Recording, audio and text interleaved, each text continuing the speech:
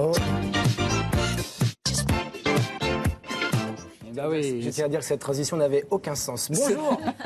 Bonjour à tous, sauf si vous n'êtes pas sur le Meridian Greenwich. J'espère que les téléspectateurs de Beansport vont bien, même si très sincèrement, je m'en fous en fait.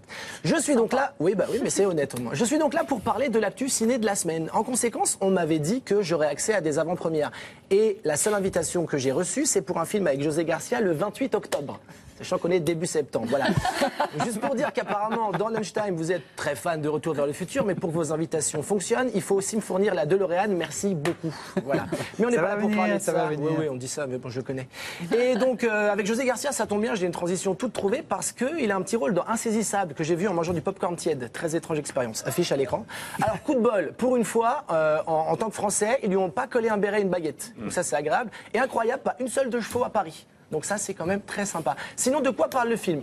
Alors en gros, c'est un groupe de 4 magiciens à Las Vegas qui mettent en scène un braquage de banque et le FBI commence à se méfier, du coup ça enquête. Bon, pour faire bref, ça tourne beaucoup autour du monde de l'illusion, hein, c'est ce qu'on croit voir. Et malheureusement, le ressenti qu'on a à la fin est un peu le même que le principe de la magie. On sait d'avance ce qui va se passer, mais malgré tout, vu qu'on a tous une âme d'enfant, on a tous envie d'être surpris et impressionnés, et au final, on se fait toujours avoir, comme pour l'équipe de France de foot en fait.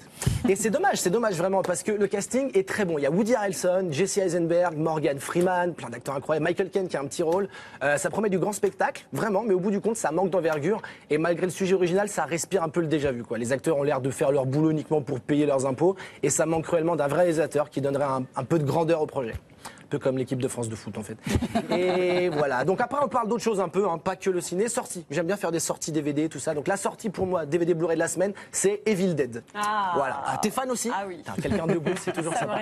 Donc voilà, on voit un peu l'affiche à l'écran. Donc film que j'ai beaucoup aimé, alors qui est pas pour le coup le film de Sam Raimi, mais c'est pas grave parce que ça part du même principe. Et justement, c'est ça qui est intéressant, c'est que le réalisateur Fede Alvarez nous a un peu concocté. Ah, c'est dur à dire concocté, putain. Concocté, ce qui s'apparente plus à un cliché en même temps. Concocté. C'est vrai. T'as un synonyme de ce qui nous a mijoté. Non, j'ai envie de rester dans. Qui connaît des mots, il me concocté. Non, mais j'ai envie de rester dans un jargon un peu culinaire, c'est pour ça. Donc Fede Alvarez. À l'heure du déjeuner, il nous a mijoté peut-être. Le chef vous a concocté. Mijoté, j'aime bien aussi. Il nous a mijoté plus. C'est bien mijoté. Mijoté, c'est plus là-dedans. Alors, donc il nous a plus mijoté. Evil Dead 4 en fait, une sorte de suite qu'un vulgaire remake. Et ça, justement, ça fait plaisir. Juste un seul problème. Est-ce qu'on peut revoir juste l'affiche 2 secondes? Voilà, il y a la tagline sur l'affiche qui dit le film le plus effrayant du monde. Et là, par contre, non, vraiment, désolé, je suis sincèrement pas d'accord. Le film le plus effrayant du monde, c'est clairement ça. On peut voir l'affiche. Voilà, exactement, c'est ça, hein, c'est bien sûr. Ah bah oui, c'est le film sur les One Direction. Tu l'as vu? Non, parce que je me respecte un Alors tu n'as minimum. pas retenu. Pourquoi? Qu'est-ce qui se passe? C'est Pinochet ici? C'est très bien. Ça se trouve, c'est très bien. Bah, ma fille l'a vu, l'aînée, Rebecca, elle a adoré. C'est vrai, mais elle a 16 3 ans. Ah. Elle a 16 ans, oui, donc c'est un peu dans effectivement. La dernière année. Oui, pas trop loin du tout. Alors je rappelle juste pour ceux qui connaissent pas qu'en gros les One Direction, c'est les Kyo, mais en propre. Les Voilà. Kyo, pas les Kyo. Non, les Kyo. Kyo.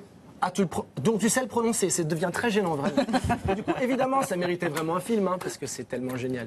En tout cas, donc si vous voulez le voir malgré tout en salle, amenez vos boules caisses, sincèrement, parce qu'on risque d'entendre crépiter les appareils génitaux d'adolescents jusqu'à Hong Kong. Hein, ça Comme va celle de Darren par exemple. Oui, ah bah oui, tiens.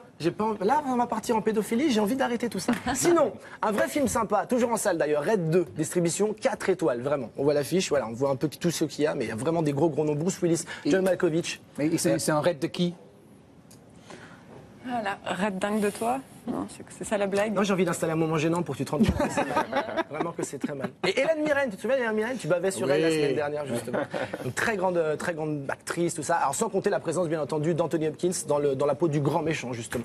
Et alors, comment je peux vous résumer? En gros, c'est l'histoire d'agents secrets retraités qui doivent reprendre du service. Voilà. C'est adapté d'un comics assez fun, c'est décomplexé, c'est cool, ça se prend pas au sérieux. Et c'est marrant en plus. Donc vraiment foncez, allez-y, c'est très classe. On avait essayé de faire un truc un peu dans le même genre il y a quelques années en France, ça a donné ça. On peut voir l'affiche de l'équivalent. Voilà. D'autres types de casting, hein, voilà, Johnny, Renaud. C'est sûr que c'est plus compliqué d'avoir des agents secrets badass au pays de l'huile à brocante. C'est le seul problème. J'en profite pour revenir juste 2 secondes sur Anthony Hopkins pour parler de la série Hannibal. Voilà, qui parle donc d'Hannibal le cannibale qu'il a incarné dans le fameux Le Silence des Agneaux. Vraiment très bonne série. Plein de guests, dont l'incroyable Eddie Izzard qu'on peut voir 2 secondes, voilà, qui est un peu mon mentor en stand-up et un incroyable acteur. Oui. On peut le voir si la régie m'aime bien, mais génial. Qu'est-ce qu'il est classe. Donc voilà, on peut le voir dans la série en serial killer très inquiétant. Donc vraiment, si vous avez le temps, allez jeter un œil à cette très bonne série. Il y a par exemple un épisode qui est génial qui parle du syndrome de Cotard.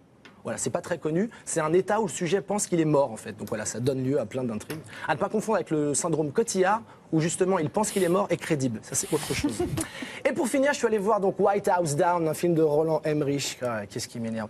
Qui avait déjà pondu des grands classiques du 7e art qu'on connaît tous, hein, Independence Day, Godzilla, Le Patriote, des chefs-d'œuvre.